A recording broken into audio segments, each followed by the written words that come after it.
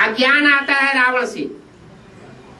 अज्ञान अर्थात भक्ति, अंधश्रद्धा, अंधविश्वास, वो बाप नहीं सिखाते। बाप कोई बाजीगर नहीं है कि आकर के बाजीगरी सिखाए कि मुट्ठी खोली और आम आ जाए। नहीं, बाप तो जो भी ज्ञान देते हैं वो कारण और कार्य का विश्लेषण करके देते हैं। ज्ञान में कहीं भी कोई भी टिक नहीं है, कोई नुक्स नहीं है। अगर कहीं नुक्स भासता है तो वो अपनी ही बुद्धि की कमजोरी है। अरे ईश्वर बाप आया हुआ है तो उसका जो ज्ञान होगा उतना एक्यूरेट तो और किसी की हो ही नहीं सकता। एक्यूरेट दुनिया की स्थापना करके जाता है। सत्य बाप है और ऐसा सत्य है जिसमें कल्याण ही कल्याण समाया हुआ है। असत्य का नाम निशान नहीं, अकल्याण का नाम निशान नहीं। और जहां सत्य है और उस सत्य में कल्याण समाया हुआ है तो उससे ज्यादा सुंदर कोई होता भी नहीं। ऐसा सत्य कि कड़ुआ सत्य हो और उसमें अकल्याण भरा हुआ हो तो वो सुंदर हो नहीं सकता। ऐसा कर्म करने वाला उसका चेहरा बिगड़ जाता है।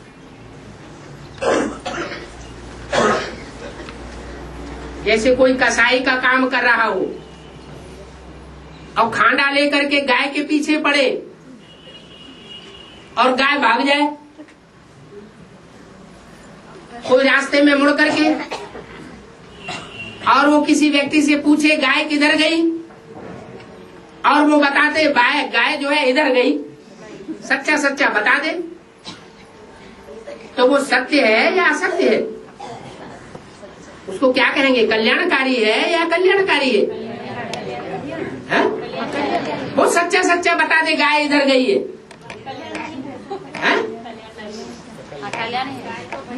वो सच्चा बता दिया, लेकिन गाय को तो उसने मौत के घाट उतरवा दिया। गाय जैसा सीधा प्राणी, उसका तो कल्याण कर दिया ना।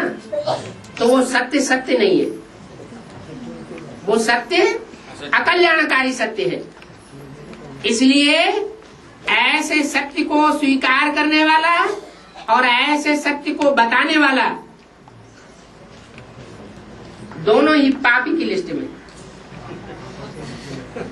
जो गाय को काटने वाला है उसका तो चेहरा खराब होगा ही जन्म जन्मांतर के लिए, लेकिन जो उसे रास्ता बताने वाला है, अकल्याण का रास्ता, उसका चेहरा उससे भी जास्ती खराब हो जाएगा। वो सुंदर चेहरा धारण नहीं कर सकता। देखेंगे आप क्या कि इस दुनिया में जितने भी दुष्ट कर्म करने वाले होते हैं उनका चेहरा कैसा होता है, भयंकर चेहरा बन जाता है। और जितना ही अच्छे कर्म करने वाला होगा उसका चेहरा भी खुशनुमा दिखाई देगा। तो जहां सत्य है वहां कल्याण है, और जहां सत्य और कल्याण है वहां सुंदरता जरूर होगी। आज की दुनिया में, क्योंकि कलयुगी दुनिया है ना, इसलिए कहीं कहीं विपरीत देखने में आता है। कोई कोई सुंदर चेहरे देखने में आते हैं, देखने में बड़ा सुंदर है, लेकिन जब बातचीत करो, व्यवहार में आओ, तो ऐसे लगता है कि जैसे इससे बड़ा विष का भरा हुआ घड़ा कोई है ही नहीं। ऐसी विसंगति इस दुनिया में क्यों दिखाई देती है? अगर सत्य ही सुंदर है, कल्याणकारी है, तो वो सुंदर क्यों दिखाई देता है? देखने वाले की आंख नहीं है जो अंदर और बाहर को ठीक से देख सके। अंदर भी देखना होता है, अंदर का भी सौंदर्य होता है और बाहर का भी सौंदर्य होता है। आंतरिक सौंदर्य बाहर के सौंदर्य से ज्यादा मूल्यवान है। जो बाहर का सौंदर्य है वो क्षण भंगुर हो सकता है, थोड़े समय के लिए हो सकता है, और बाहर का सौंदर्य जो थोड़े समय के लिए होता है वो दुखदायी हो सकता है, और अंदरूनी सौंदर्य सदा काल के लिए होता है।